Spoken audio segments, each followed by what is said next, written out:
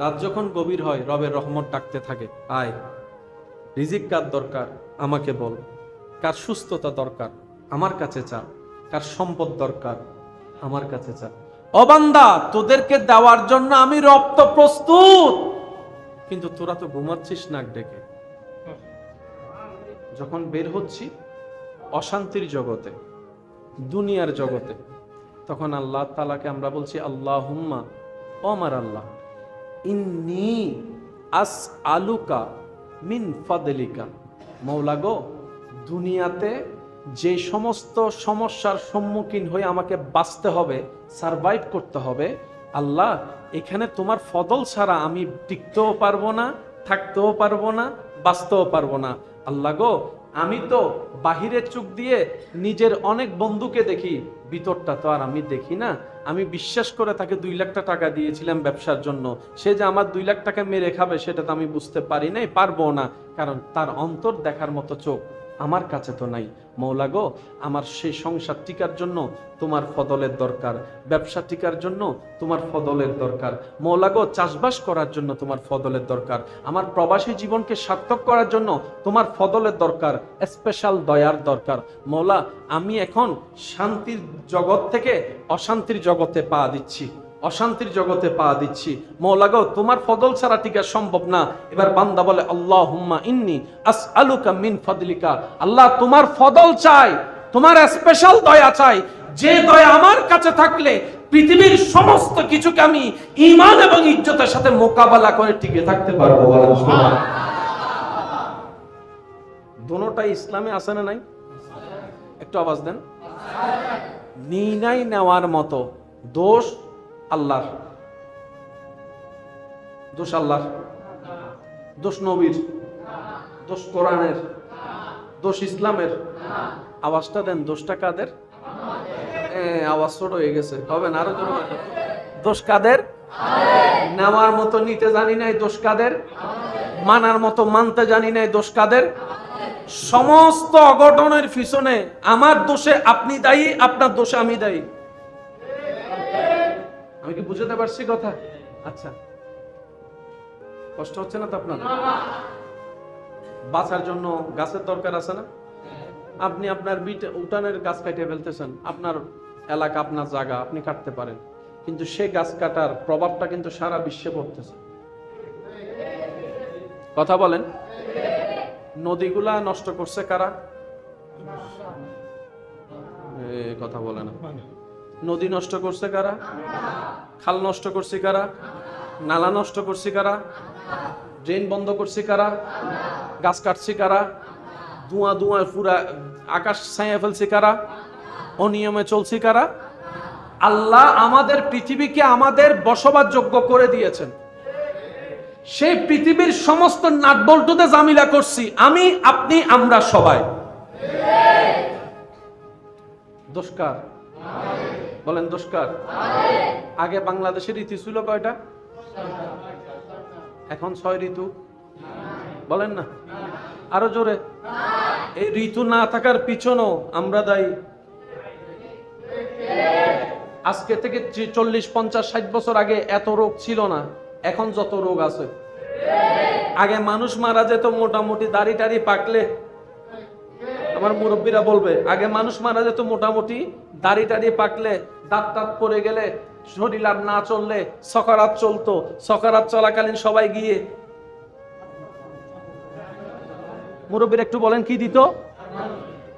দোয়া দরুদ পড়তো, পানি দিত, এই সময়টা থাকতো, সবার চোখের সামনে মানুষ মারা যেত। এখন স্যার সেই সুযোগটা হয় না। এখন যুবক, কচি কাঁচা যুবকরাই মারা যাচ্ছে, দাদা রয়ে গেছে, নাতি কবরে শুয়ে গেছে। দোষকার? জোরে বলেন দোষকার? আরো জোরে বলেন দোষকার? দিন দিন রোগ কমতেছে না বাড়তেছে? মনে রাখবেন, রোগের মেইন ফ্যাক্টরি হচ্ছে, রোগের মেইন ফ্যাক্টরি কি? সেজন্য রোগের চিকিৎসার জন্য যখনই আমরা ডাক্তারের কাছে যাই, ডাক্তার যতই ওষুধ দেয় না কেন, কিছু খানা বাঁচা দেয়। ও ডাক্তার, রোগ তো আমার শরীরে, খানা কেন বাঁচা? ডাক্তার মহোদয় বলবে সমস্ত শরীরের নাটবল্টু যেখান থেকে শুরু হয় সবকিছুর অঘটন সেটা হচ্ছে তোমার পেট। তোমার পেটকে যদি তুমি নিয়ন্ত্রণ করতে না পারো, তোমার শরীরের কন্ডিশন ঠিক থাকবে না। সেজন্য অনেক সময় দেখবেন ওষুধ খাওয়ার পরও কাজ হয় না। কারণ কি? শরীরকে মেজারমেন্ট করার জন্য কয়েকটা জিনিসের দরকার। এটা কুদরতিভাবে, যেমন একটা সুন্দর ঘুমের দরকার, নিয়মতান্ত্রিক একটা ঘুমের দরকার, ঠিক তেমনি ভাবে একটা পরিশ্রম ব্যায়ামের দরকার, শরীর থেকে ঘাম জড়ানোর দরকার। তৃতীয় নম্বর, পেটের মধ্যে সুস্বাস্থ্যকর খাবার দরকার, যেটা লিমিটেশন থাকা দরকার। আপনি যদি যে কোনো ডাক্তারের কাছে গিয়ে জীবন সুন্দর, স্বাস্থ্য সুন্দর রাখার জন্য পরামর্শ চান, ওনার থেকে পরামর্শটা নিয়ে ইসলামকে প্রশ্ন করেন, দেখবেন ইসলামের দেওয়া পরামর্শটাই ডাক্তারের সাথে হুবহু মিল আছে। আমি কষ্ট দিয়ে দিচ্ছি আপনাদের। ডাক্তারের কাছে গেলে ডাক্তারে বলে যে ভাত খাও না পানি খাও, হতানো বুঝের ফানলা। ডাক্তারের কাছে গেলে ডাক্তারে কি বলে, বেশি করে ভাত খাও নাকি বেশি করে পানি খাও? অনেকের আছে ডাক্তারের রাত্রে ভাত বন্ধ করে দিছে, নাই ভাল লাগে না নহদ দিয়া ও দাই যদি হই তো উনি আর মেজ জানি দদ দিত না। আর অনেকে আছে যাদেরকে ডাক্তারি পরামর্শ শরীরের সুস্থতার কারণে ভাত খাওয়া বন্ধ, তো রাত্রে খাবে কি? তাও আবার বলেন না, তাও আবার শরীর যদি সুস্থ রাখতে চাও, খাবার বলেন না, খাবার শব্দটি বলেন, খাবার আরো জোরে বলেন, খাবার। ইসলামের দৃষ্টিতেও খাবার, আরেকটু জোরে। শুধু আমি আপনাদেরকে একটু উদাহরণ দিলে আপনারা বুঝতে পারবেন। যুবকরা একটু মনোযোগ দিবেন। WHO সংস্থার নির্দেশ মোতাবেক, পরামর্শ মোতাবেক শরীর সুস্থ থাকার জন্য মানুষের যে 3 বেলা খাবার, সকাল, দুপুর, রাত, ওনাদের পরামর্শ হচ্ছে সকালের খাওয়াটা পেট ভরে খাও, ফজরের নাস্তা পেট ভরি, জোহরেরটা একটু, রাতেরটা আরো। যদি শরীর সুস্থ রাখতে চাও এই নিয়মে চলো। এখানে অনেক আমার ভাইয়েরা আছেন ফজরের নাস্তাও করে না। মূলত সব ক্ষতির পিছনে দোষ কাদের? আমাদের। ভুল কাদের? ব্যর্থতা কাদের? স্বামী স্ত্রী বিবাহের বন্ধন আল্লাহ দিয়েছে শান্তির জন্য, কিন্তু আমরা স্বামীরা জানি না বউয়ের হক কি, বউয়েরা জানে না স্বামীর হক কি। বেশিরভাগ মানুষ আমরা মনে করি 3টা কবুল বললেই বিয়ে শেষ, কিন্তু 3টা কবুলের ভিতরে যে কত জিম্মাদারি আল্লাহ দান করেছেন আমরা কখনো জানার ভাবার চেষ্টা করি না। আল্লাহ আমাদের সবাইকে ইসলামকে জানার এবং বোঝার তৌফিক দান করুন। আসুন, সবকিছুর সম্মানের মূলে হচ্ছে আল্লাহ। আল্লাহর সাথে, আল্লাহ রহমতের সাথে যেই লাগবে সবাই আমাদের ভালোবাসা, সম্মানের পাত্র। ডাইন বাম দেখার আর কোনো সুযোগ। এই আল্লাহ আমাদের জন্য সুখে শান্তিতে থাকার জন্য যেই সাজেশন আমাদেরকে দান করেছেন সেটা হচ্ছে ইন্নাদ্দীনা ইনদাল্লাহিল ইসলাম। রব বলে এই ইসলাম নামের সাজেশনকে যদি তুমি ইন্টারনাল এক্সটার্নাল সবকিছু যদি ভালোভাবে সাধ্যমতো চেষ্টা করে লালন ধারণ করার চলার চেষ্টা করতে পারো, আমি আল্লাহ তোমার জন্য দুনিয়াকেও কল্যাণ বানাই দিব, আখিরাতেও কল্যাণ দিয়ে দিব। দুনিয়ার শান্তি আমি আল্লাহ তোমাকে এমন ভাবে দান করব, তোমার ভাই বন্ধু আত্মীয় স্বজন কাউকে লাগবে না। আমি আল্লাহ হুয়াল্লাযী আনজালাস সাকিনাতা ফি কুলুবিল মুমিনিন, আমি আল্লাহ তোমার অন্তরে শান্তি নাজিলের ব্যবস্থা করে দেব। সুবহানাল্লাহ। তুমি যদি লালনটা লালন করে ধারণ করে সুন্দর করে চলতে পারো, তোমার কবরটা যখন আত্মীয়রা আপনরাই তোমার জন্য চতুর্দিক দিয়ে মাটির দেওয়াল তুলে দিবে, অন্ধকার করে চাপা দিয়ে দিবে, সেই কবরও আমি আল্লাহ তোমার জন্য শান্তির ব্যবস্থা করে দিব। সুবহানাল্লাহ। যে হাসরের ময়দানে সবাই নফসি নফসি স্লোগানে থাকবে, নিজেকে নিয়ে ব্যস্ত থাকবে, আপন আপন ভালোবাসার মানুষ আপনার সামনের জনকে দেখার সুযোগ হবে না, ছাওয়ার মতো ইচ্ছা হবে না, সেই মুহূর্তে আমি আল্লাহর আরশের ছায়া তোমার মধ্যে নাজিল করব, তোমাকে আরশের ছায়ার নিচে জায়গা করে দেব। সুবহানাল্লাহ। তোমার ঈমানটা শক্ত রেখে নেক আমল করার সর্বোচ্চ তুমি চেষ্টা করো। গুনাহ হলে তওবা করার ব্যবস্থা রেখেছি, তওবা করো। তুমি যদি সাধ্যমতো চেষ্টা করে ঈমানটা মজবুত করে কোন রকম হাসরের ময়দানে আসতে পারো, আমি আল্লাহ আমার রহমতের চাদরকে এমন ভাবে উন্মুক্ত করে দিয়েছি, আমার নবী রাহমাতুল লিল আলামিনকে সুপারিশ করার অনুমতি দিয়েছি। ওয়ালা সাউফা ইউতিকা রাব্বুকা ফাতারদা, তোদের নবীকে আমি আল্লাহ বানিয়ে দিয়েছি। ইন্না আতাইনা কাল কাউসার তাজ, আমি আল্লাহ তোদের নবীকে দান করেছি। তোদেরকে সুপারিশ নবীর মাধ্যমে করিয়ে আমি আল্লাহ জাহান্নামী থেকে জান্নাতি বানিয়ে দিব। তিনি আমাদের রহমানুর রহিম। সুবহানাল্লাহ। শুরু করছিলাম কি দিয়ে? রহমানুর রহিম। আরো জোরে বলেন রহমানুর রহিম। ঘুরে ফিরে আসলাম ও রহমানুর রহিম।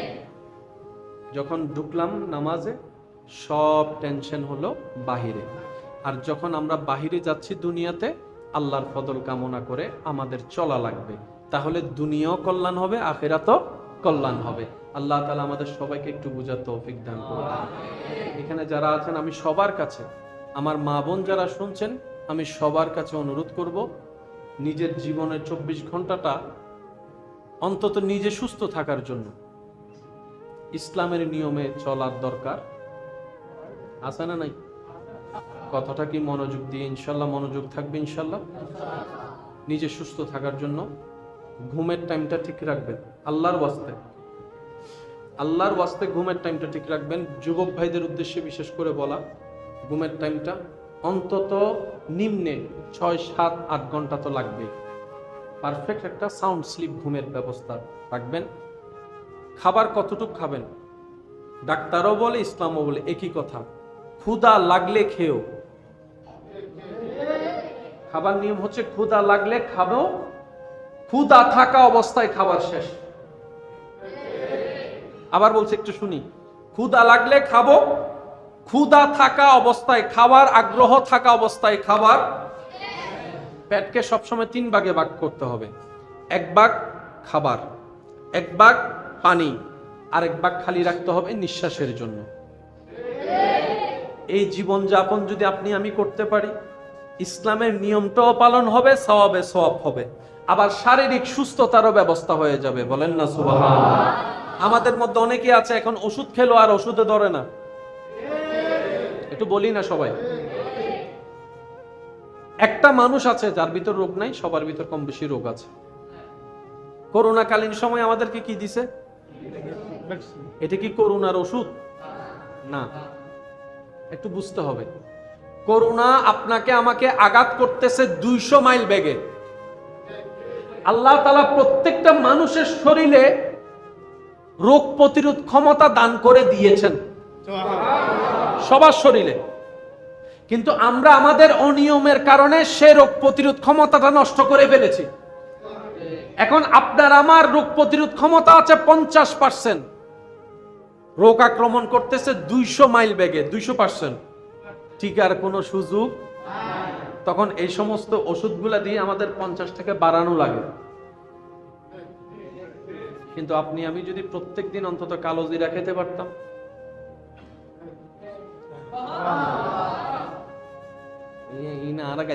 বুঝিস আজ জনার ভরা হবো না, মা বাপে ঠেল দিয়ে আজ অনাইয়ের আরো ঠেলে দিই।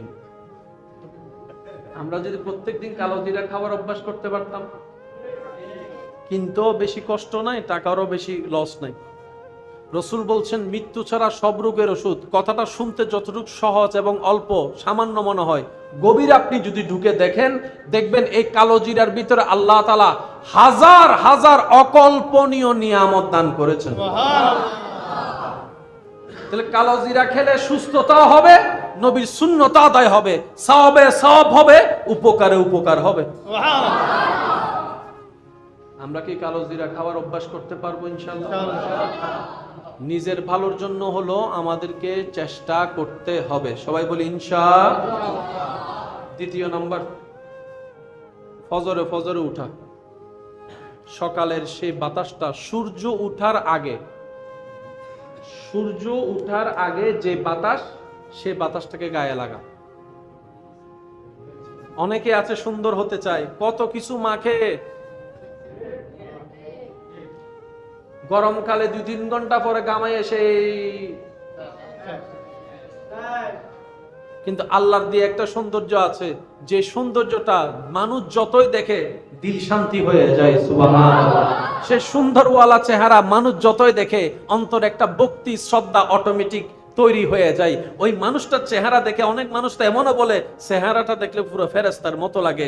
জিজ্ঞেস করেন সেই দাদাকে, মুরব্বীকে, কোন ক্রিমটা মেখে আপনি এত সৌন্দর্য অর্জন করেছেন? উত্তর দিবে, কোনো মেকআপ আমি করি নাই, কোনো সৌন্দর্যের জন্য বর্ধিত করার জন্য কোনো ক্রিম আমি ইউজ করি নাই, কিন্তু আমি একটা কাজ করেছি, আমি ফজরের নামাজটা পড়েছি, ফজরের নামাজটা পড়েছি, ফজরের নামাজটা পড়েছি। বিজ্ঞানের চোখ দিয়ে যখন আপনি ফজরের নামাজটাকে, সময়টাকে একটু অ্যানালাইসিস করবেন, আপনি দেখবেন এই নামাজ শুধু জান্নাতে যাওয়ার চাবি রাস্তা করে না, দুনিয়াতে সুস্থতার জন্য কল্যাণকর এবং সৌন্দর্যতার নিয়ামত আল্লাহ এই ফজরের নামাজে দান করে দিয়েছেন। ওইটা তো দুইলেই, আর এটা দুইলেই বাড়ে। সুবহানাল্লাহ। আমি মনে বুঝাতে পারি না আমার ভাইদেরকে, ওগুলা দুইলেই আর এই জগতে দুইলেই। যত দুবেন গুনাহ জড়বে, গুনার রং কালো, যত দুরবেন কালো জড়বে, যত দুইবেন আপনার নূরানির নিয়ামত, রহমতের নিয়ামত আপনার চেহারা আসতেই থাকবে, আসতেই থাকবে, আসতেই থাকবে। বলেন সুবহানাল্লাহ। আল্লাহ তাআলা আমাদের সবাইকে ইসলাম মেনে চলার তৌফিক দান করুন। চিৎকার দিয়ে বলেন আমিন। আরো জোরে বলেন। টেনশনে হাজার মানুষ ভেঙে যাচ্ছে, কিন্তু টেনশন অবস্থায় কখনো কোরআন তেলাওয়াত শুনে দেখছেন? আল্লাহু আকবার, আল্লাহু আকবার। যখন আপনার ব্রেন, মন, আপনার সমস্ত কিছু আপনাকে হারিয়ে দিবে, আপনি সেই সময় একটু কোরআন তেলাওয়াত শুনে দেখেন, দেখবেন আপনার ভিতরটা পাওয়ারফুল হয়ে যাবে, অটোমেটিক হয়ে যাবে। কারণ এই কোরআন স্বয়ং আল্লাহর কালাম, যেখানে প্রত্যেকটা হরফে হরফে রহমতে ইলাহি আছে। সুবহানাল্লাহ। পৃথিবীর কোথাও, আমার কথায় কেউ কষ্ট নেবেন না, পৃথিবীর কোথাও মুসলমানদের মাথা নত করার মতো আল্লাহ কোনো জায়গা রাখে নাই। মুসলমানরা যখন বুক ফুলায় মাথা উঁচু করে চলতে পারে, আল্লাহ সে সব কিছুই ইসলামে দান করেছেন। মুসলমানদের যে কোরআন, যে মুসলমানরা কোরআন মানে, আপনি বিশ্ব ঘুরে কোরআনের মতো একটা কিতাব এনে দেখান। আরো জোরে বলেন। মুসলমানরা যে নবীর কালিমা পড়ে মুসলমান হয়েছে, সেই রাহমাতুল লিল আলামিনের নবীর মতো একজন আদর্শওয়ালা কাউকে এনে দেখান। পৃথিবীতে যত ধরনের নিয়ামত আল্লাহ মুসলমানদেরকে দান করেছেন, এই নিয়ামত যদি আমরা ধরার মতো ধরতে পারতাম, রাখতে জানতাম, আজকে বিশ্বতে আপনার আমার মাথা উঁচুই থাকতো, উঁচুই থাকতো। এবার বলেন, ধরে রাখতে পারি নাই, দোষ কাদের? আরো জোরে বলেন। আল্লাহ তাআলা আমাদের সবাইকে একটু বুঝার তৌফিক দান করুন। আর কয়েকদিন পরে আমাদের কাছে মুহররম মাসের আগমন হবে।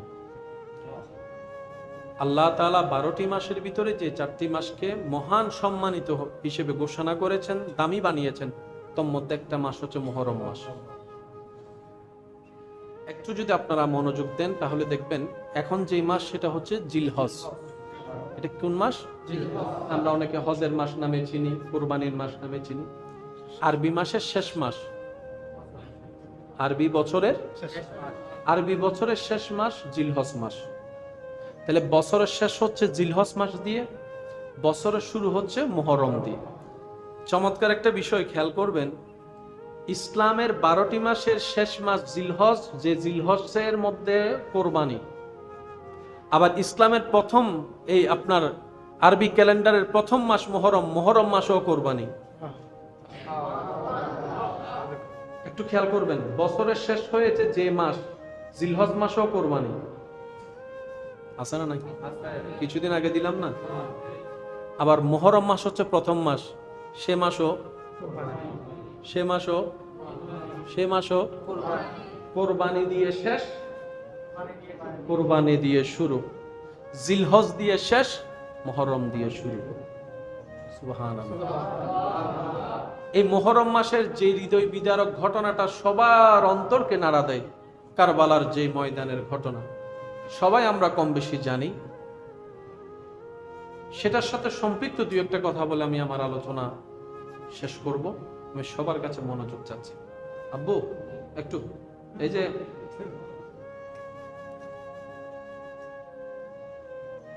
ইমাম হোসেন কোথায় গিয়েছেন? কারবালায়। আমরা সবাই বলি যুদ্ধতে গিয়েছেন। মনে রাখতে হবে ইমাম হুসাইন আলী মাকাম যুদ্ধ করতে যান নাই। উনি যুদ্ধ করতে যান নাই, কারণ যুদ্ধ করতে আর যাই হোক অন্তত ছোট বাচ্চা নিয়ে তো কেউ যুদ্ধের ময়দানে যাবে না। মেয়েদেরকে নিয়ে, ঘরের মহিলাদেরকে নিয়ে তার যুদ্ধের ময়দানে যাওয়ার কোনো প্রশ্নই আসে না।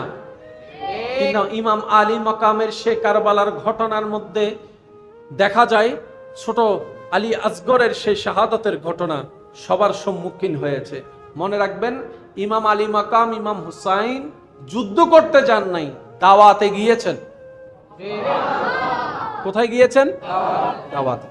দ্বিতীয় নম্বর কথা, যুবক ভাইরা একটু মনে রাখবেন, কারবালার ময়দানে যেখানে নবীর রক্তে জিগার নূরে নাজার ইমাম আলী মাকাম ইমাম হুসাইন অবস্থান করেছেন, যেটার চতুর্পাশ দিয়ে ঘেরাও করা ছিল সে দস্যুরা, যাদের সংখ্যা 22,000-এর উপরে,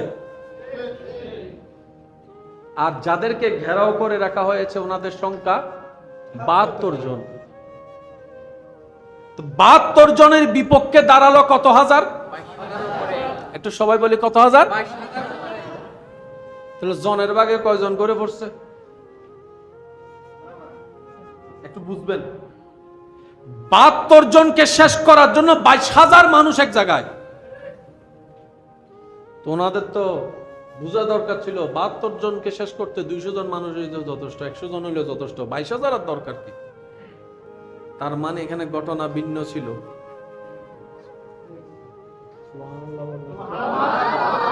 এখানে ঘটনা, যারা 22,000 পাঠাইছে ওরা বলতেছে ডাইনে বামের সামনে পিছনে যত দিকে পারো যারে পারো নিয়ে যা,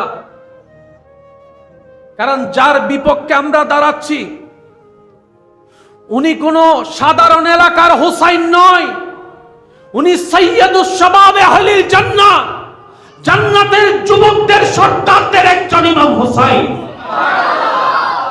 যার বাবা হচ্ছে আলী মাকাম ইমাম আলী, যার বাবা হচ্ছে মৌলা আলী শেরে খুদা, যার মা হচ্ছে ফাতেমাতুজ জাহরা, যার নানা হচ্ছে রাহমাতুল লিল আলামিন, যার বড় ভাই হচ্ছে ইমাম হাসান।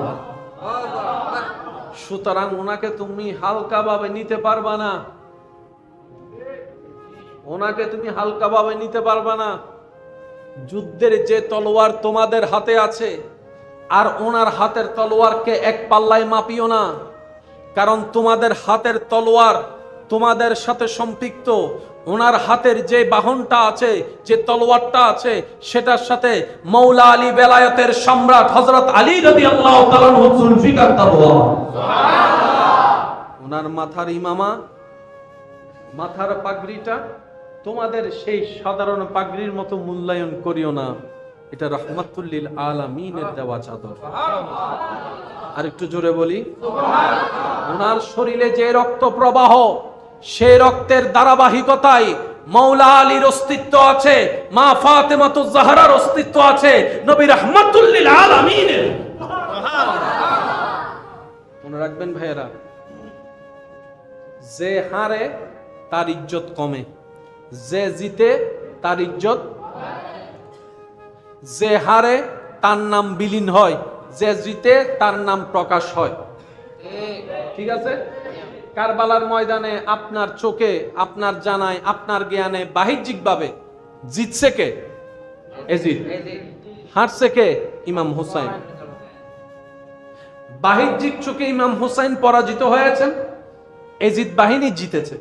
তাহলে বিশ্বের নামটা তো এজিদের হওয়া দরকার ছিল, ইমাম হুসাইনের নাম কেন আজকে গ্রামে গ্রামে, রন্দে রন্দে, এলাকায় এলাকায়, ব্যানারে ব্যানারে নাম দেখা যাচ্ছে ইমাম হুসাইনের? জয় দুই প্রকার, একটা হচ্ছে মানুষের চোখে জিতা, আর একটা হচ্ছে রবের রহমতের চোখে জিতা। যদি রবের রহমতের দৃষ্টিতে একবার জিতে ফেলা যায়, এই জয়কে কেউ কখনো পরাজয় বানাতে পারবে না।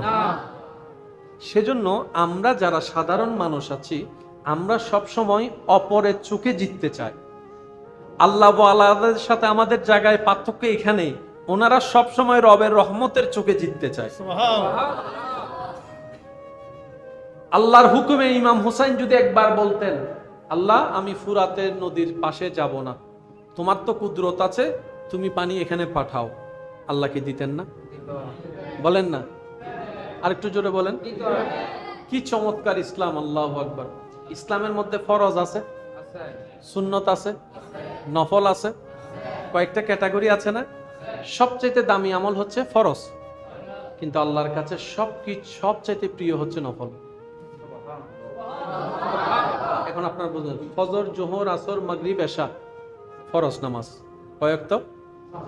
জোরে বলেন। আর গোপনে যেটা রাতের বেলা গভীরে পড়া হয় তাহাজ্জুদের নামাজ নফল। আল্লাহ কোনটা বেশি পছন্দ করে? ফরজ আদায় করে যে নফল পড়ে। কেন আল্লাহ পছন্দ করে জানেন? আল্লাহ পাক বলে যে 5টা ওয়াক্তের আদেশ তো আমি দিয়েছি, আমার বান্দা পালন করেছে। আর তাহাজ্জুদের যখন সে নামাজ পড়েছে, আমি আল্লাহ বললাম ঘুমা, সে আমাকে রাজি করার জন্য ঘুমটাকে হারাম করে দিয়েছে। আমি আল্লাহ বললাম শীতকাল আছে, ল্যাবের ভিতর তুই একটু ঘুমা, সকালে তোর কাজ আছে। বান্দা বলে যে না মওলা, তোমার জন্য তুমি সব দিয়েছো, আমার সবকিছু তোমার, আমি তোমাকে রাজি করার জন্য ল্যাব থেকে বের হয়ে ঠান্ডা পানি দিয়ে ওযু করলাম। 30টা রোজা, 29টা রোজা রমজানের ফরজ, কিন্তু যখন ওই মাসের রোজা, সাপ্তাহিক রোজা, বারের রোজা বান্দা রাখে, ওই নফলগুলা বান্দাকে আল্লাহ রহমতের কাছে নিয়ে যায়, কাছে নিয়ে যায়। আল্লাহকে রাজি করার জন্য পরীক্ষা লাগবে, ধৈর্য ধরা লাগবে। ধৈর্য পরীক্ষা ছাড়া কখনো হয় না। পরীক্ষা 2 প্রকার, একটা হচ্ছে আল্লাহ দিয়েছেন, আপনি নিয়েছেন। আল্লাহ বিপদ দিয়েছেন, আপনি বিপদ পেয়েছেন, বিপদ নিয়ে আপনি ধৈর্য ধারণ করেছেন, এটা একটা। আরেকটা হচ্ছে আল্লাহকে রাজি করার জন্য নিজে নিজে করা। যদি একটু বোঝার চেষ্টা করি, একটু খেয়াল করবেন। আল্লাহ পাক বলে যে রমজানের রোজা রাখ, আমরা রাখলাম, আল্লাহ খুশি। আল্লাহ পাক বলে যে অন্য সময় পারলে রাখ, আমরা রাখলাম, আল্লাহকে রাজি করার জন্য। আল্লাহ এটাতে ডবল খুশি। আচ্ছা, ইমাম হোসেন যদি বলতেন আল্লাহ পানি দিতেন না? বলেন না ভাইয়া, দিতেন না? ইমাম হোসেন পানি চেয়েছেন? আওয়াজ আমি শুনি নাই। পানি চেয়েছেন? ইমাম হোসেন পানি চান নাই। জগৎ বলে আপনি যদি হাত তুলেন বৃষ্টি আসতে বাধ্য, আল্লাহ পাক দয়া করে দিবেন। আপনি যদি একবার জবান খুলেন, আল্লাহ ফুরাত নদীকে আপনার পায়ের কাছে এনে দিবেন। আপনি চাচ্ছেন না কেন? ইমাম হোসেন বলে আজকের দিনে আমি তৃষ্ণার্ত থাকাটাই আমার রব পছন্দ করছে। আমি তৃষ্ণার্ত থাকা যেহেতু আমার রবের পছন্দ, আমার রবের জন্য আমি তৃষ্ণার্ত হয়ে দুনিয়া থেকে যেতে চাই। রবের চাওয়াকে গুরুত্ব দেওয়া। যে বান্দা রবের চাওয়াকে গুরুত্ব দিয়ে দুনিয়াতে চলবে, রব্বুল আলামিন হাসরের ময়দানে তার চাওয়াকে গুরুত্ব দিবে। আল্লাহ তাআলা আমাদের সবাইকে বুঝার তৌফিক দান করুন। আর একটু জোরে বলেন। এই মসজিদ সূচনা লগ্ন থেকে আজ পর্যন্ত মসজিদের জায়গাদাতা সহ শুরু করে মসজিদের বিভিন্নভাবে খেদমত যারা করেছেন, এর ভিতরে যারা কবরের বাসিন্দা হয়েছেন, আল্লাহ সমস্ত কবরবাসীর আযাব মাফ করুন। অত্র এলাকায় এই মুহূর্তে যত কবরবাসী কবরের আযাবে কষ্ট পাচ্ছে, আল্লাহ মেহেরবানি করে প্রত্যেকজনকে আযাব থেকে মুক্তি দান করুন। আমরা দুনিয়ার থেকে যাওয়ার আগে কবরের জগৎ যেন আমাদের জন্য আনন্দের হয়, শান্তির হয়। ওই জীবন নিয়ে যেন আমরা কবরে যেতে পারি, সে তৌফিক আল্লাহ দান করুন। 2 দিন পর আমাদের কাছে কি জুমা? এখানে জুমা হয়? হয় না? হয় না? আজান দাদা হঠাৎ 12টা 15, 20, 12:30 মোটামুটি মসজিদ পুরাই হঠাৎ। ওই আর ভাই কোন দিতে দেখি ওদোটা একামত দিলে তা হয়ে যায় যাতে আর মুয়াজ্জিন ভাই লাগবে। আল্লাহু আকবার, আল্লাহু আকবার, আল্লাহু আকবার, আল্লাহু আকবার। এতে ডেলি এর সামনে যাই ইন্দু আছে না? আছে না? প্রত্যেক দিন নামাজ আছে না বদ্দা? জুমার দিনও আছে না? তো জুমাইবে, জুমা কা হয়? জুমাইবে কি কা হতা মনে রাখুন। প্রত্যেক সংগঠন টিকি বেলে মিটিংও দরকার আছে না? ইসলামী সংগঠন ঠিকই বললে যেদিন মিটিং দরকার আল্লাহ তাআলা সেই মিটিং দান করে দিই। এবেলায় অঙ্কন বুঝুন, শনিতুন বিশিদবাদ দিন প্রত্যেক দিন যে 5 ওয়াক্ত নামাজ আছে, 2 মিনিট সময় লইলে হন বিরক্ত হবেন না ওনারা? শনিতুন বিশিদবারে প্রত্যেক দিন নামাজ আছে না? একটা আওয়াজ দেন। শনি থেকে বৃহস্পতি প্রতিদিন নামাজ যে আছে, কেউ নামাজ মসজিদে পড়ে, কেউ দোকানে পড়ে, কেউ ব্যবসায় পড়ে, কেউ চাকরিতে পড়ে, এক এক জায়গায় পড়ে। কিন্তু সেই মানুষগুলা যখন জুমা হয় শুক্রবারে, তখন সবাই বলেন না এক জায়গায় হয়। সবাই কি হয়? যারা ঘরে পড়ছে তারাও এখানে, যারা দোকানে পড়ছে তারাও এখানে, সবাই এক জায়গা হয়। আল্লাহ জুমাটা দিলা কেন? রব বলে যে তোমরা মুসলমানদের জন্য এটা সাপ্তাহিক মিটিং। আরো জোরে বলেন। এবার কেউ এই মসজিদে, কেউ ওই মসজিদে, কেউ এই মসজিদে, যার যার সুবিধা মতো সে নামাজ পড়ছি আমরা। কারো সাথে কারো কোনো মিটিং হওয়ার, সাক্ষাৎ হওয়ার সুযোগ নাই। আল্লাহ তাআলা দিয়ে দিলেন তোমাদের জন্য, আমি আল্লাহ দিয়ে দিলাম বাৎসরিক ঈদের জামাত।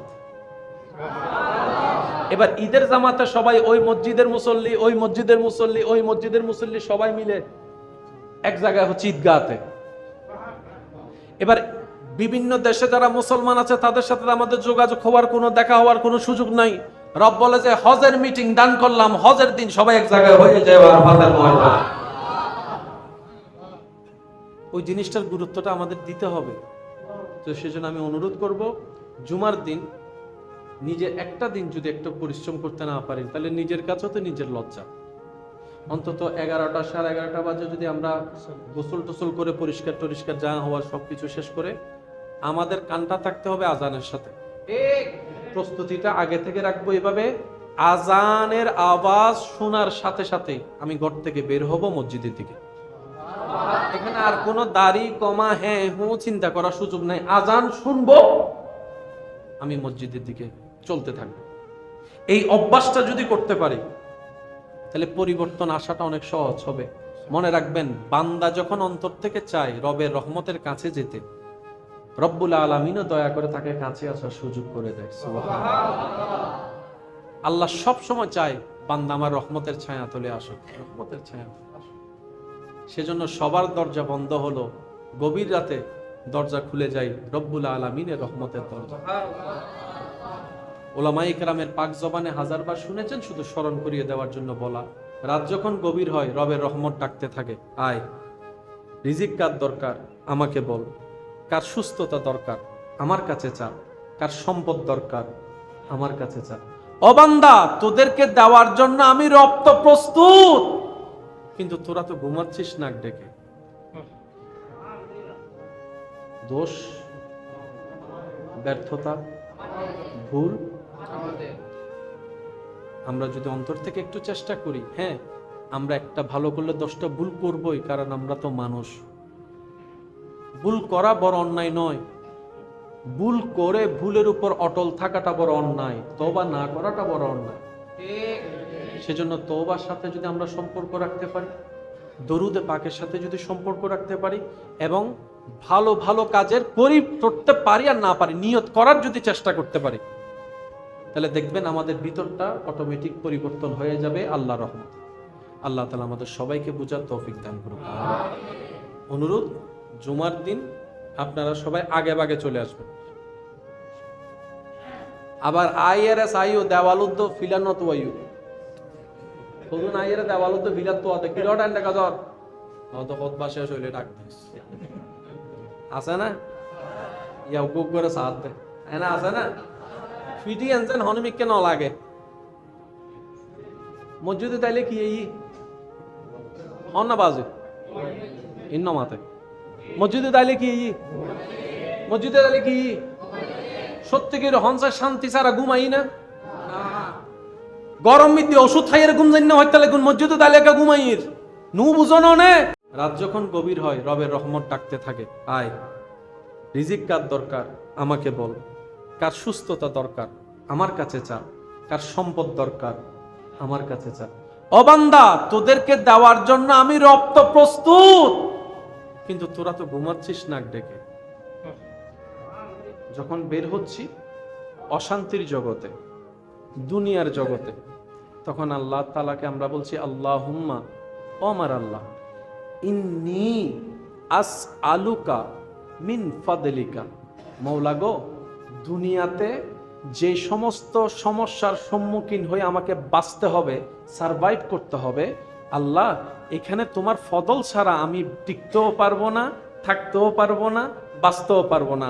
আল্লাহ গো, আমি তো বাহিরের চোখ দিয়ে নিজের অনেক বন্ধুকে দেখি, ভিতরটা তো আর আমি দেখি না। আমি বিশ্বাস করে তাকে 2 লাখ টাকা দিয়েছিলাম ব্যবসার জন্য, সে যে আমার 2 লাখ টাকা মেরে খাবে সেটা তো আমি বুঝতে পারি নাই, পারবো না, কারণ তার অন্তর দেখার মতো চোখ আমার কাছে তো নাই। মওলা গো, আমার সেই সংসার টিকার জন্য তোমার ফদলের দরকার, ব্যবসা টিকার জন্য তোমার ফদলের দরকার। মওলা গো, চাষবাস করার জন্য তোমার ফদলের দরকার, আমার প্রবাসী জীবনকে সার্থক করার জন্য তোমার ফদলের দরকার, স্পেশাল দয়ার দরকার। মওলা, আমি এখন শান্তির জগৎ থেকে অশান্তির জগতে পা দিচ্ছি, অশান্তির জগতে পা দিচ্ছি। মওলা গো, তোমার ফদল ছাড়া টিকা সম্ভব না। এবার বান্দা বলে আল্লাহুম্মা ইন্নী আসআলুকা মিন ফাদলিকা। আল্লাহ, তোমার ফদল চাই, তোমার স্পেশাল দয়া চাই, যে দয়া আমার কাছে থাকলে পৃথিবীর সমস্ত কিছুকে আমি ঈমান এবং ইজ্জতের সাথে মোকাবেলা করে টিকে থাকতে পারবো। দুটোটাই ইসলামে আছে না নাই? একটু আওয়াজ দেন। নির্ণয় নেওয়ার মতো দোষ আল্লাহর, দোষ আল্লাহর, দোষ নবীর, দোষ কোরআনের, দোষ ইসলামের। আওয়াজটা দেন, দোষটা কাদের? আওয়াজ ছোট হয়ে গেছে, হবে না, আরো জোরে। দোষ কাদের? নেওয়ার মতো নিতে জানি নাই, দোষ কাদের? মানার মতো মানতে জানি নাই, দোষ কাদের? সমস্ত অঘটনের পিছনে আমার দোষে আপনি দায়ী, আপনার দোষে আমি দায়ী। আমি কি বুঝতে পারছি কথা? আচ্ছা, কষ্ট হচ্ছে না তো আপনার? বাঁচার জন্য গাছের দরকার আছে না? আপনি আপনার উঠানের গাছ কাটিয়ে ফেলতেছেন, আপনার এলাকা, আপনার জায়গা, আপনি কাটতে পারেন, কিন্তু সে গাছ কাটার প্রভাবটা কিন্তু সারা বিশ্বে পড়তেছে। কথা বলেন। নদীগুলা নষ্ট করছে কারা? কথা বলে না। নদী নষ্ট করছে কারা? খাল নষ্ট করছে কারা? নালা নষ্ট করছে কারা? ড্রেন বন্ধ করছে কারা? গাছ কাটছে কারা? ধোঁয়া ধোঁয়া পুরা আকাশ ছাইয়া ফেলছে কারা? অনিয়মে চলছে কারা? আল্লাহ আমাদের পৃথিবীকে আমাদের বসবাসযোগ্য করে দিয়েছেন, সেই পৃথিবীর সমস্ত নাটবল্টুতে জামিলা করছি আমি, আপনি, আমরা সবাই। দোষকার বলেন, দোষকার। আগে বাংলাদেশের ঋতু ছিল কয়টা? এখন 6 ঋতু। বলেন না, আরো জোরে। এই ঋতু না থাকার পিছনেও আমরা দায়ী। আজকে থেকে 40, 50, 60 বছর আগে এত রোগ ছিল না, এখন যত রোগ আছে। আগে মানুষ মারা যেত মোটামুটি দাড়ি টাড়ি পাকলে, আমার মুরব্বীরা বলবে, আগে মানুষ মারা যেত মোটামুটি দাড়ি টাড়ি পাকলে, দাঁত টাত পড়ে গেলে, শরীর আর না চললে সকারাত চলতো। সকারাত চলাকালীন সবাই গিয়ে মুরব্বীরা একটু বলেন কি দিত? দোয়া দরুদ পড়তো, পানি দিত। এই সময়টা থাকতো, সবার চোখের সামনে মানুষ মারা যেত। এখন স্যার সেই সুযোগটা হয় না। এখন যুবক, কচি কাঁচা যুবকরাই মারা যাচ্ছে। দাদা রয়ে গেছে, নাতি কবরে শুয়ে গেছে। দোষকার? জোরে বলেন দোষকার। আরো জোরে বলেন দোষকার। দিন দিন রোগ কমতেছে না বাড়তেছে? মনে রাখবেন, রোগের মেইন ফ্যাক্টরি হচ্ছে, রোগের মেইন ফ্যাক্টরি কি? সেজন্য রোগের চিকিৎসার জন্য যখনই আমরা ডাক্তারের কাছে যাই, ডাক্তার যতই ওষুধ দেয় না কেন, কিছু খানা বাঁচা দেয়। ও ডাক্তার, রোগ তো আমার শরীরে, খানা কেন বাঁচা? ডাক্তার মহোদয় বলবে, সমস্ত শরীরের নাটবল্টু যেখান থেকে শুরু হয় সবকিছুর অঘটন সেটা হচ্ছে তোমার পেট। তোমার পেটকে যদি তুমি নিয়ন্ত্রণ করতে না পারো, তোমার শরীরের কন্ডিশন ঠিক থাকবে না। সেজন্য অনেক সময় দেখবেন ওষুধ খাওয়ার পরও কাজ হয় না। কারণ কি? শরীরকে মেজারমেন্ট করার জন্য কয়েকটা জিনিসের দরকার। এটা কুদরতি ভাবে যেমন একটা সুন্দর ঘুমের দরকার, নিয়মতান্ত্রিক একটা ঘুমের দরকার, ঠিক তেমনি ভাবে একটা পরিশ্রম ব্যায়ামের দরকার, শরীর থেকে ঘাম জড়ানোর দরকার। তৃতীয় নম্বর, পেটের মধ্যে সুস্বাস্থ্যকর খাবার দরকার, যেটা লিমিটেশন থাকা দরকার। আপনি যদি যে কোনো ডাক্তারের কাছে গিয়ে জীবন সুন্দর, স্বাস্থ্য সুন্দর রাখার জন্য পরামর্শ চান, ওনার থেকে পরামর্শটা নিয়ে ইসলামকে প্রশ্ন করেন, দেখবেন ইসলামের দেওয়া পরামর্শটাই ডাক্তারের সাথে হুবহু মিল আছে। আমি কষ্ট দিয়ে দিচ্ছি আপনাদের। ডাক্তারের কাছে গেলে ডাক্তারে বলে যে ভাত খাও না পানি খাও, হতানো বুঝের ফানলা। ডাক্তারের কাছে গেলে ডাক্তারে কি বলে, বেশি করে ভাত খাও নাকি বেশি করে পানি খাও? অনেকের আছে ডাক্তারের রাত্রে ভাত বন্ধ করে দিছে, নাই ভাল লাগে না নহদ দিয়া দাই যদি হই তো উনি আর মেজ জানি দর দিত না। আর অনেকে আছে যাদেরকে ডাক্তারি পরামর্শ শরীরের সুস্থতার কারণে ভাত খাওয়া বন্ধ, তো রাত্রে খাবে কি? তাও আবার বলেন না, তাও আবার শরীর যদি সুস্থ রাখতে চাও, খাবার বলেন না, খাবার শব্দটি বলেন, খাবার আরো জোরে বলেন, খাবার। ইসলামের দৃষ্টিতেও খাবার, আরেকটু জোরে। শুধু আমি আপনাদেরকে একটু উদাহরণ দিলে আপনারা বুঝতে পারবেন। যুবকরা একটু মনোযোগ দিবেন। WHO সংস্থার নির্দেশ মোতাবেক, পরামর্শ মোতাবেক শরীর সুস্থ থাকার জন্য মানুষের যে 3 বেলা খাবার, সকাল, দুপুর, রাত, ওনাদের পরামর্শ হচ্ছে সকালের খাওয়াটা পেট ভরে খাও, ফজরের নাস্তা পেট ভরে, জোহরেরটা একটু, রাতেরটা আরো। যদি শরীর সুস্থ রাখতে চাও এই নিয়মে চলো। এখানে অনেক আমার ভাইয়েরা আছেন ফজরের নাস্তাও করে না। মূলত সব ক্ষতির পিছনের দোষ কাদের? আমাদের। ভুল কাদের? ব্যর্থতা কাদের? স্বামী স্ত্রী বিবাহের বন্ধন আল্লাহ দিয়েছে শান্তির জন্য, কিন্তু আমরা স্বামীরা জানি না বউয়ের হক কি, বউয়েরা জানে না স্বামীর হক কি। বেশিরভাগ মানুষ আমরা মনে করি 3টা কবুল বললেই বিয়ে শেষ,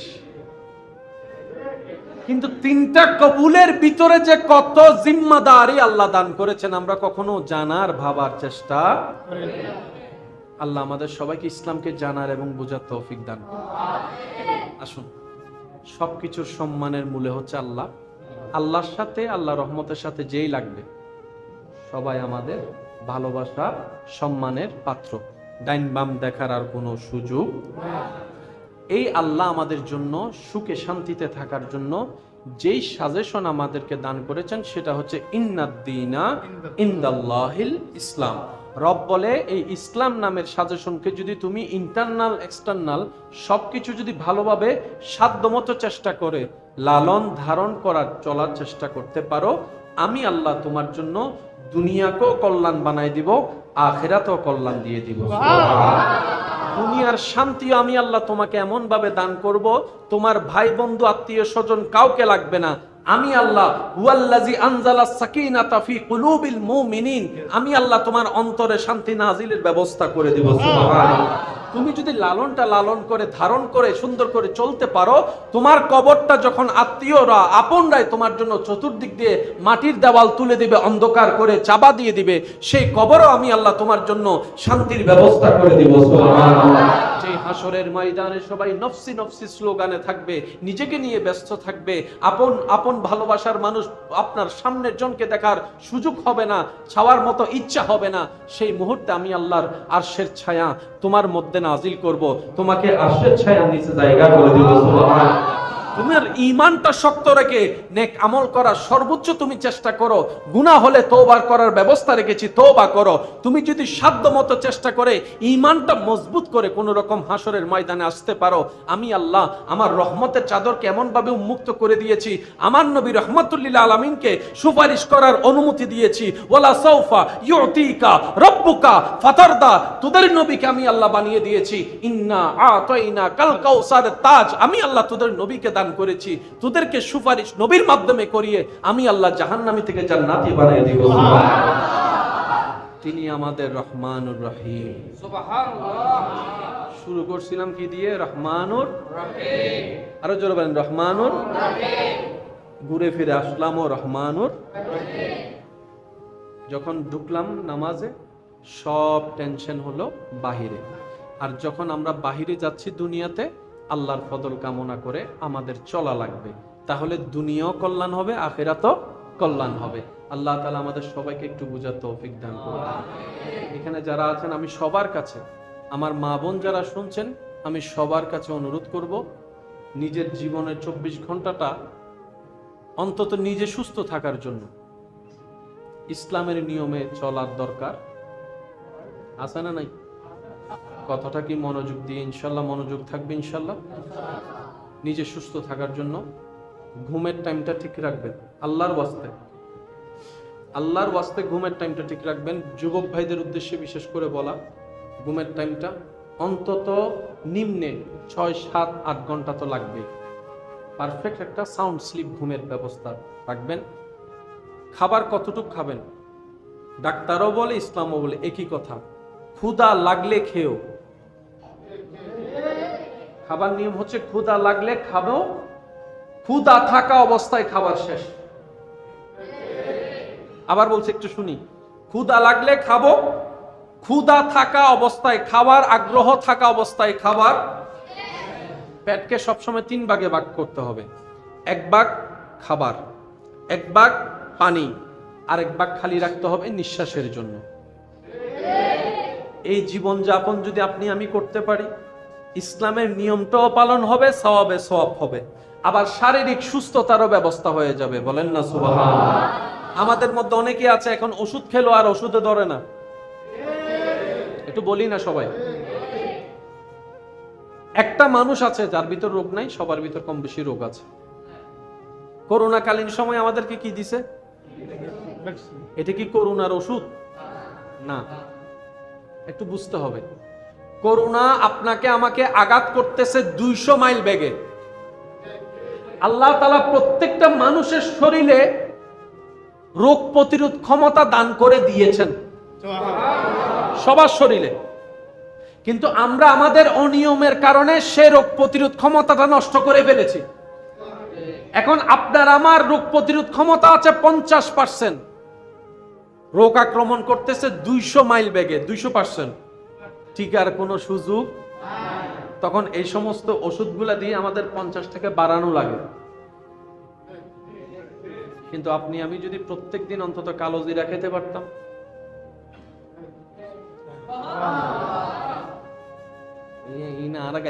বুঝিস আজ জনের ভরা হবো না, মা বাপে ঠেললি আজ অনাইয়ের আরো ঠেলে দিই। আমরা যদি প্রত্যেকদিন কালো জিরা খাবার অভ্যাস করতে পারতাম, কিন্তু বেশি কষ্ট নাই, টাকারও বেশি লস নাই। রসুল বলছেন, মৃত্যু ছাড়া সব রোগের ওষুধ। কথাটা শুনতে যতটুকু সহজ এবং অল্প সামান্য মনে হয়, গভীর আপনি যদি ঢুকে দেখেন, দেখবেন এই কালো জিরার ভিতরে আল্লাহ তাআলা হাজার হাজার অকল্পনীয় নিয়ামত দান করেছেন।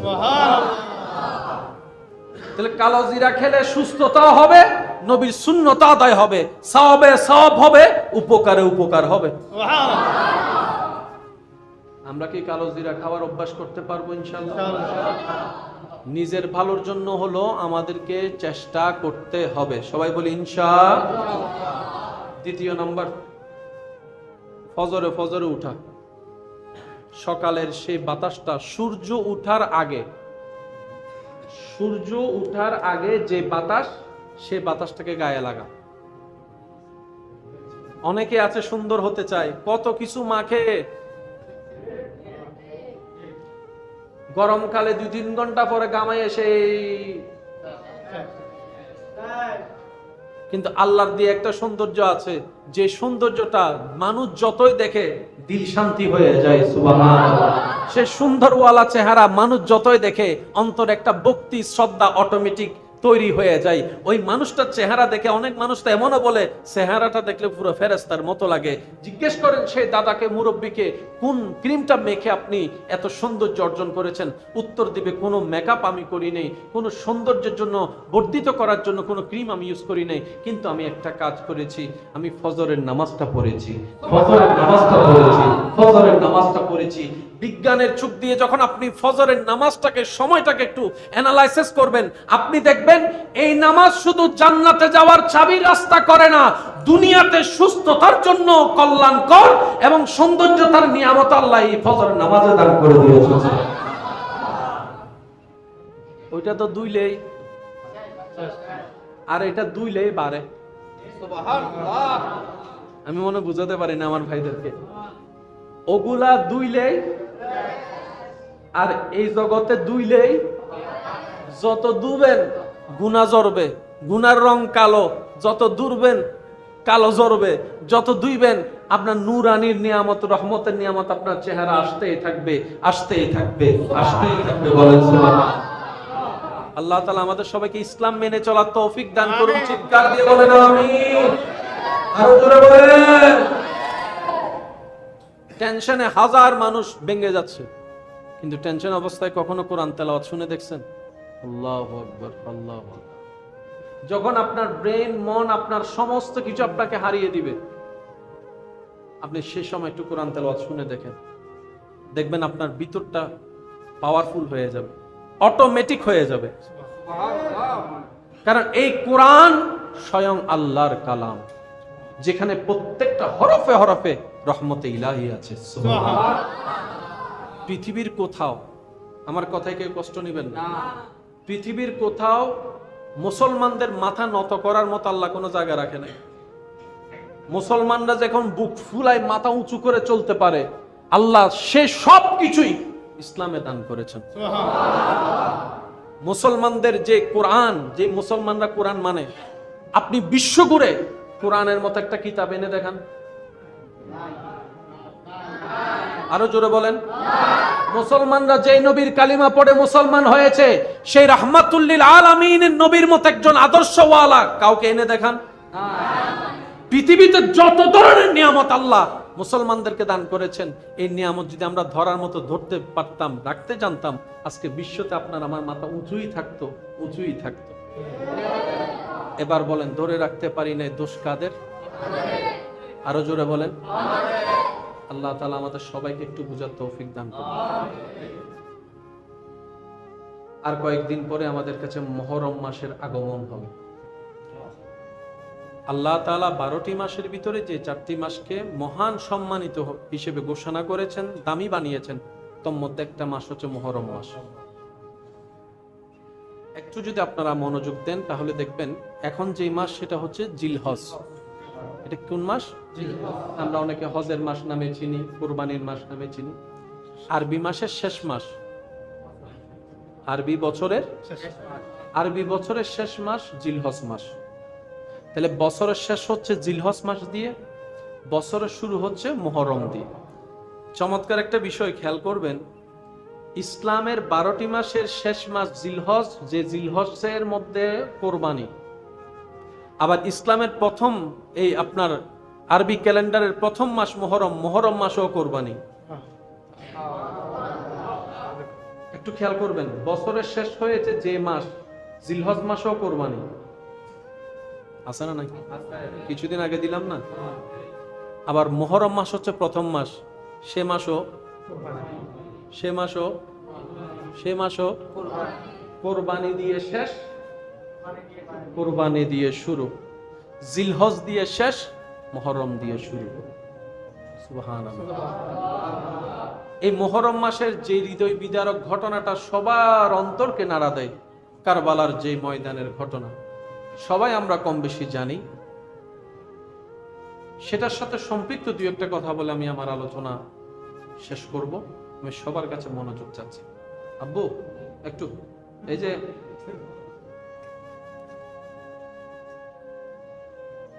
ইমাম হোসেন কোথায় গিয়েছেন? কারবালায়। আমরা সবাই বলি যুদ্ধতে গিয়েছে। মনে রাখতে হবে, ইমাম হোসেন আলী মাকাম যুদ্ধ করতে যান নাই। উনি যুদ্ধ করতে যান নাই। কারণ যুদ্ধ করতে আর যাই হোক অন্তত ছোট বাচ্চা নিয়ে তো কেউ যুদ্ধের ময়দানে যাবে না, মেয়েদেরকে নিয়ে ঘরের মহিলাদেরকে নিয়ে তার যুদ্ধের ময়দানে যাওয়ার কোনো প্রশ্নই আসে না।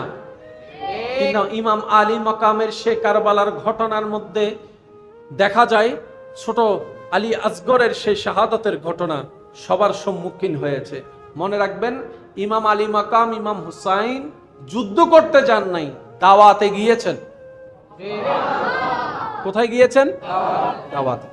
দ্বিতীয় নম্বর কথা, যুবক ভাইরা একটু মনে রাখবেন, কারবালার ময়দানে যেখানে নবীর রক্তে জিগার নূরে নাজার ইমাম আলী মাকাম ইমাম হুসাইন অবস্থান করেছেন, যেটার চতুর্পাশ দিয়ে ঘেরাও করা ছিল সে দস্যুরা, যাদের সংখ্যা 22,000-এর উপরে,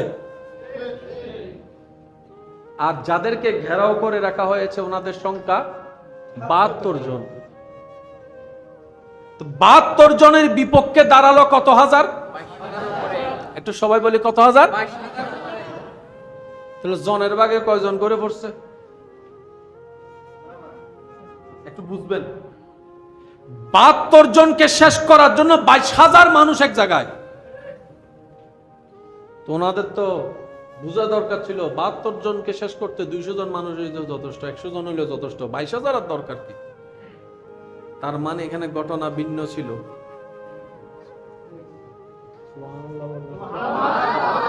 এখানে ঘটনা, যারা 22,000 পাঠাইছে ওরা বলতেছে ডাইনে বামের সামনে পিছনে যত দিকে পারো যারে পারো নিয়ে যা,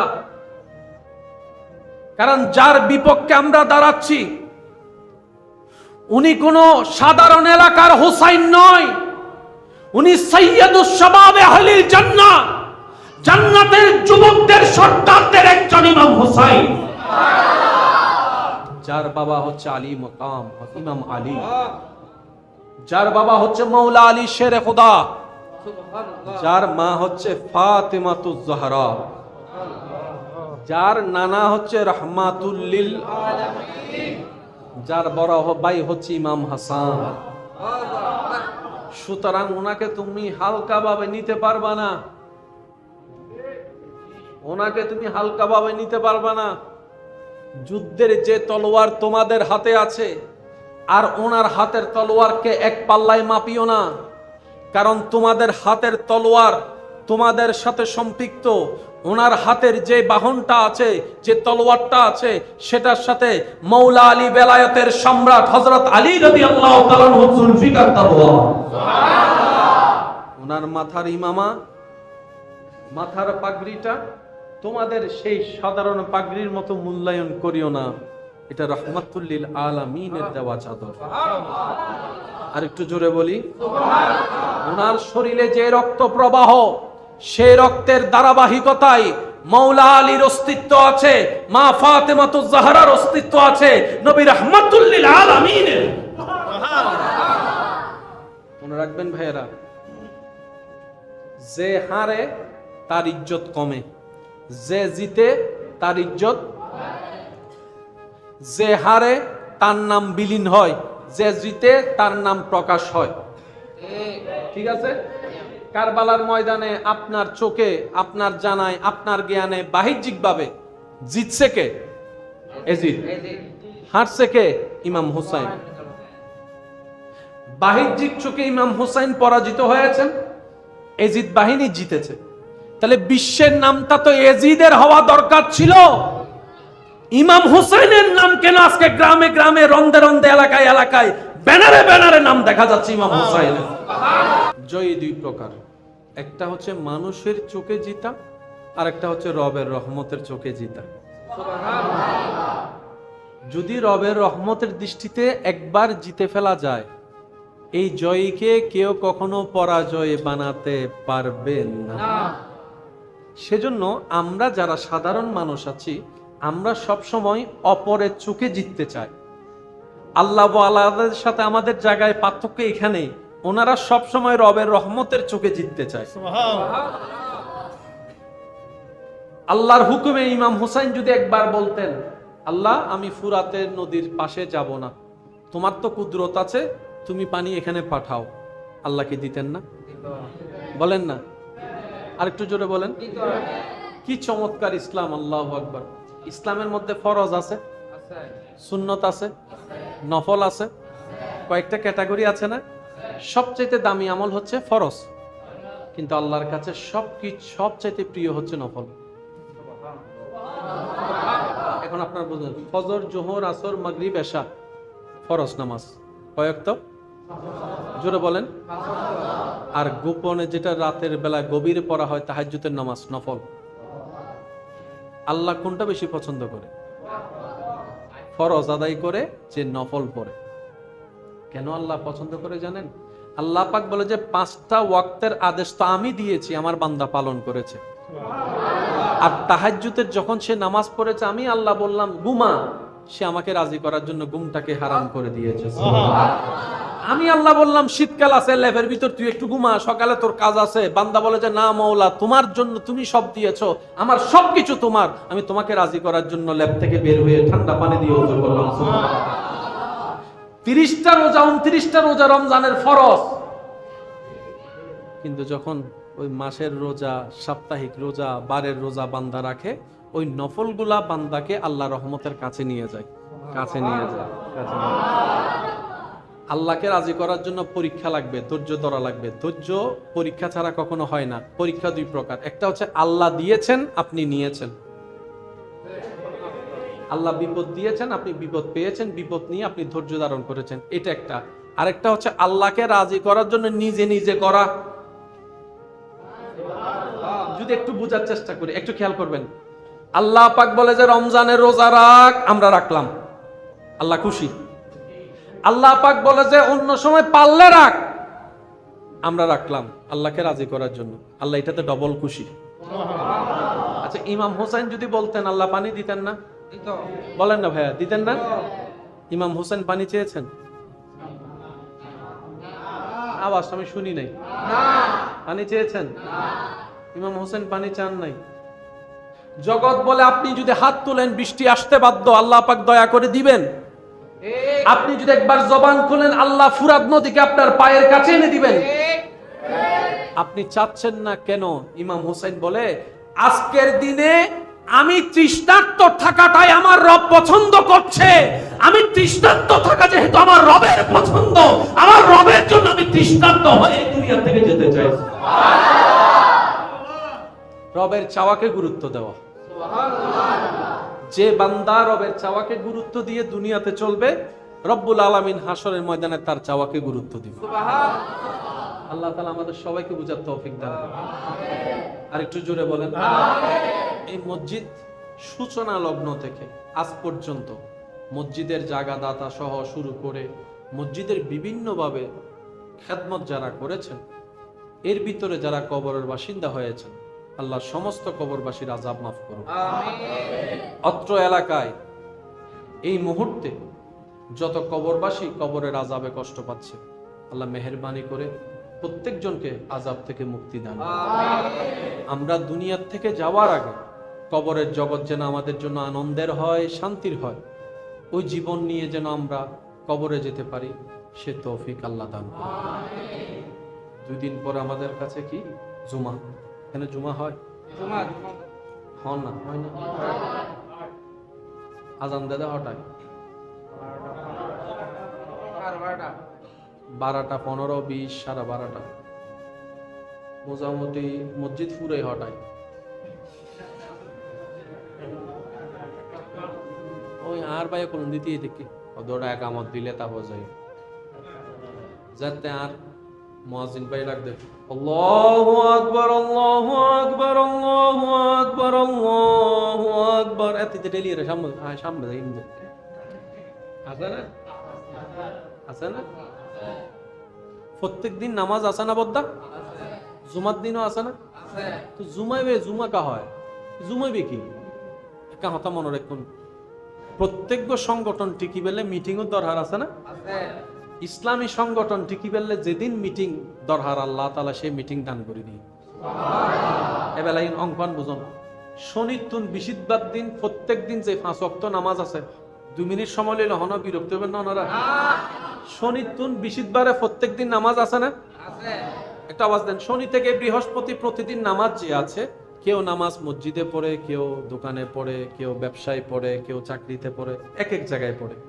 কিন্তু সেই মানুষগুলা যখন জুমা হয় শুক্রবারে, তখন সবাই বলেন না এক জায়গায় হয়। সবাই কি হয়? যারা ঘরে পড়ছে তারাও এখানে, যারা দোকানে পড়ছে তারাও এখানে, সবাই এক জায়গা হয়।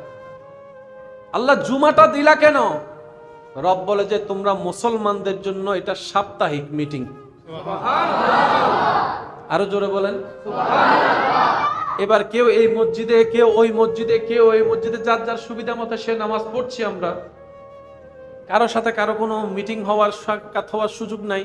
আল্লাহ তাআলা দিয়ে দিলেন তোমাদের জন্য, আমি আল্লাহ দিয়ে দিলাম বাৎসরিক ঈদের জামাত। এবার ঈদের জামাতে সবাই ওই মসজিদের মুসল্লি, ওই মসজিদের মুসল্লি, ওই মসজিদের মুসল্লি সবাই মিলে এক জায়গায় হচ্ছে ঈদগাহতে। এবার বিভিন্ন দেশে যারা মুসলমান আছে তাদের সাথে আমাদের যোগাযোগ হওয়ার, কোনো দেখা হওয়ার কোনো সুযোগ নাই। রব বলে যে হজের মিটিং দান করলাম, হজের দিন সবাই এক জায়গায় হয়ে যায়। ওই জিনিসটার গুরুত্বটা আমাদের দিতে হবে। তো সেজন্য আমি অনুরোধ করব, জুমার দিন নিজে একটা দিন যদি একটু পরিশ্রম করতে না পারি, তাহলে নিজের কাছেও তো নিজের লজ্জা। অন্তত 11টা, 11:30 বাজে যদি আমরা গোসল টোসল করে পরিষ্কার টরিষ্কার যা হওয়ার সবকিছু শেষ করে, আমাদের কানটা থাকতে হবে আজানের সাথে।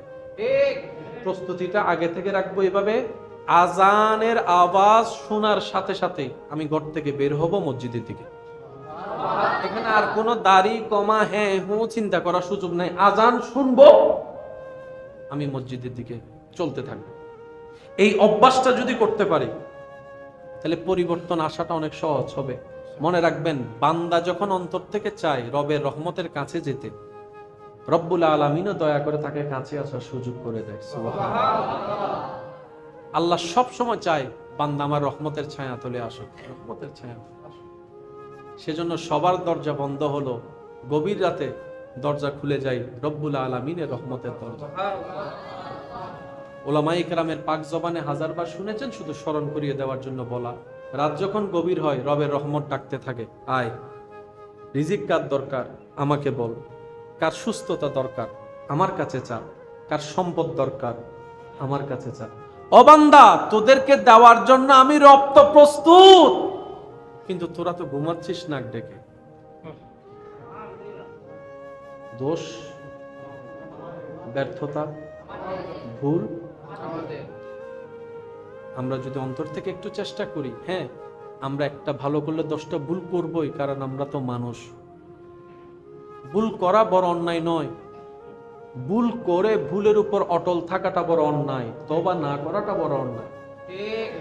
সেজন্য তওবার সাথে যদি আমরা সম্পর্ক রাখতে পারি, দরুদে পাকের সাথে যদি সম্পর্ক রাখতে পারি, এবং ভালো ভালো কাজের করতে পারি আর না পারি, নিয়ত করার যদি চেষ্টা করতে পারি, তাহলে দেখবেন আমাদের ভিতরটা অটোমেটিক পরিবর্তন হয়ে যাবে আল্লাহর রহমতে। আল্লাহ তাআলা আমাদের সবাইকে বুঝার তৌফিক দান করুন। অনুরোধ, জুমার দিন আপনারা সবাই আগে ভাগে চলে আসবেন। আবার আইআরএস আইও দেওয়ালুদ্দ ফিলানত ওয়াইউ কবুন আইআরএস দেওয়ালুদ্দ ফিলাত তো আতে কিলোটা এন্ড কাজর তো খুতবা শেষ হইলে ডাক দিস আছে না, ইয়া উকুক করে সাথ দে এনা আছে না, ফিটি আনছেন হনমিককে ন লাগে মসজিদে তাইলে কি এই হন না বাজে ইন্ন মাতে মসজিদে তাইলে কি এই মসজিদে তাইলে কি সত্যিকার হনসা শান্তি ছাড়া ঘুমাই না। গরম মিদ্দি ওষুধ খাইয়ের ঘুম জানি না হয়, তাহলে মসজিদে তাইলে ঘুমাইয়ের নু বুঝো না।